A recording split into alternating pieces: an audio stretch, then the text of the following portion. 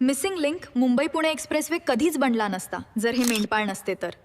पण याच्या मोबदल्यात त्यांना बक्षीस नाही तर मरण मिळालं. 1953 मध्ये भारतातीलच नव्हे तर पूर्ण आशिया खंडातील पहिली ट्रेन मुंबईमध्ये धावली. या ट्रेनला सुरू करण्यामागे ब्रिटिशांचा उद्देश आधीपासूनच निश्चित होता, जो की भारतीय संपत्ती जास्तीत जास्त लुटून आपल्या मायदेशी न्यायची. यासाठी त्यांना ट्रेन खूप गरजेची होती. जास्तीत जास्त ब्रिटिश जहाजे मुंबई इथूनच ब्रिटनला जात असल्यामुळे त्यांना मुंबईला रेल्वे लाईनने जास्तीत जास्त शहरांना जोडणं गरजेचे होते. पुढील माहिती बघण्यापूर्वी एक विनंती, तुम्हाला पण असेच माहितीपूर्ण व्हिडिओ बघायला आवडत असेल तर लाईक आणि ई पाठशाळाला सबस्क्राईब करायला विसरू नका. त्यांच्या मार्गात भिंतीसारख उभा होता आपला कणखर आणि राकट सह्याद्री.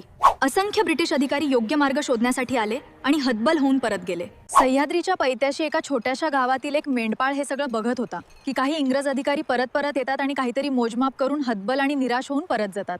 एके दिवशी त्याने जाऊन त्या इंग्रजांना विचारल्यानंतर त्याला सर्व प्रकार कळाला. ह्या दऱ्याखोऱ्यांच्या खुशीत वाढलेला तो मेंढपाळ हसत म्हणाला, चला तुम्हाला तो योग्य मार्ग दाखवतो. हा मार्ग पाहून इंग्रज अधिकारी खुश होऊन म्हणाले, बोल तुला काय पाहिजे.